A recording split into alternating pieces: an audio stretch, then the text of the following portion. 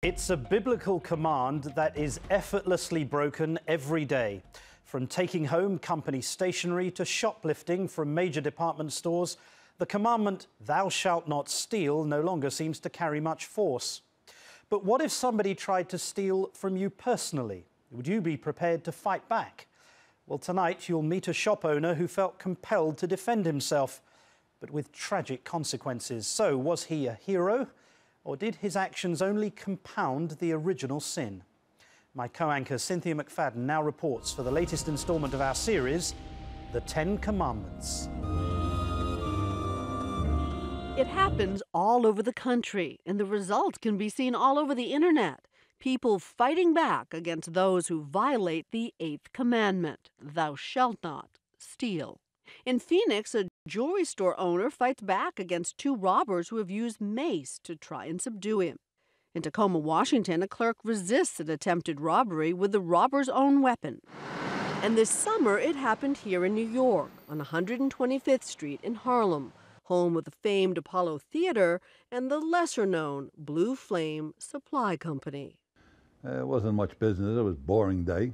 Where 72-year-old Coast Guard veteran Charles Augusto Jr., known as Gus, has worked for 50 years. Gus now owns the place. All of a sudden, I look up and I see another man with a heavy winter sweatshirt on. And a hood over his head. And it's 90 degrees outside. I said, "What?" Then I look in his hand. He's standing there with a gun pointing at my girl in the office. So the kid with the gun is right where you're standing now. Right where I'm standing now. And so he had his hand through the window. I think it was his, Like I think it was his left hand, I think. Like this. And so he doesn't even see you at first. No, he doesn't know I'm here. And he's threatening her, "Where's the money? Where's the money? I'll kill you if you don't give me the money." And I'm sitting here and said, "Hey, kid." And he got startled. He jumped up. He got startled. And now he's waving the gun back and forth.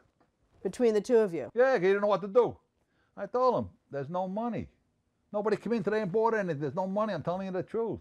So Jay's standing here and he gets in here? Another of Augusto's employees, who goes by the name of Jay, was being pistol whipped at the front door. Now things are about to go from bad to worse.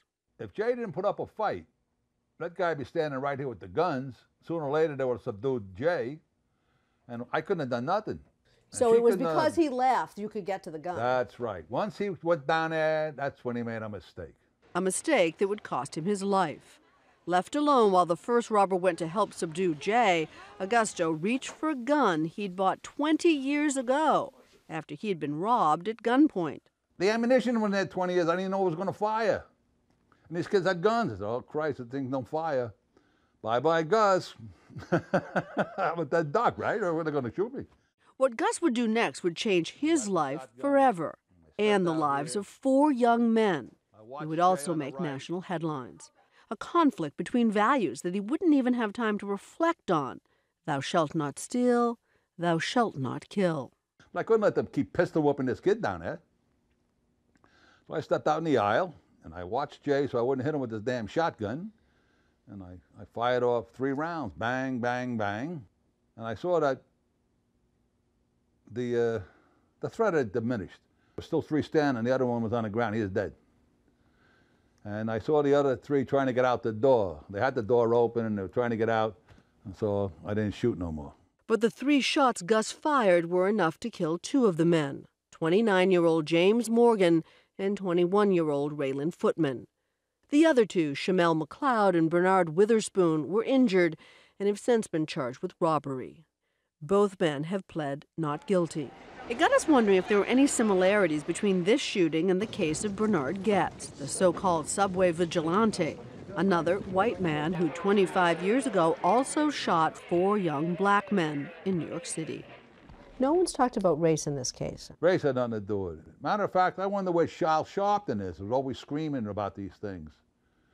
He don't come around and say, "Hey, Gus, you did a good job saving this black boy from these thugs and your black girl." What about Bernie Goetz? Do you remember back in 1984? He was a vigilante. That was not this circumstance. He went out there looking for trouble. And he shot people after he didn't have to anymore. It's different.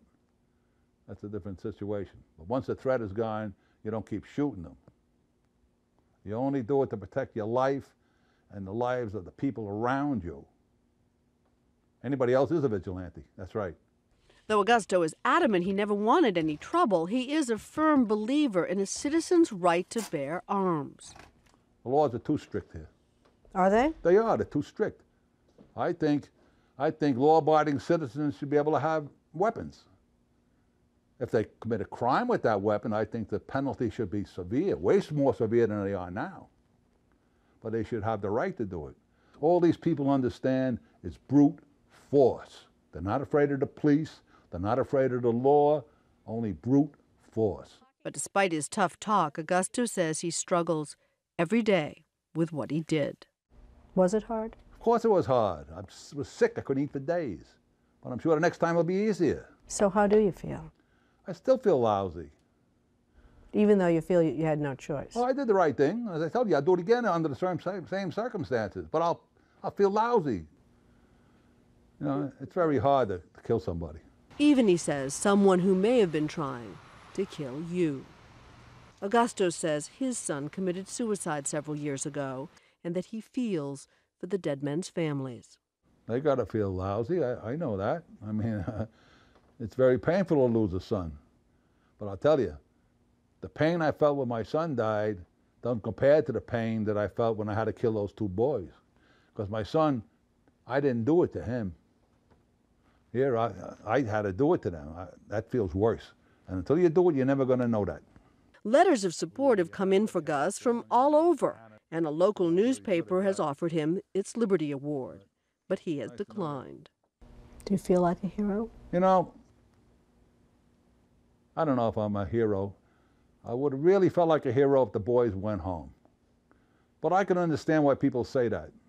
They're threatened by these people, they're abused, and they're afraid to take action.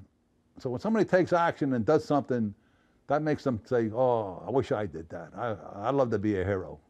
It's not easy being a hero. It's sad.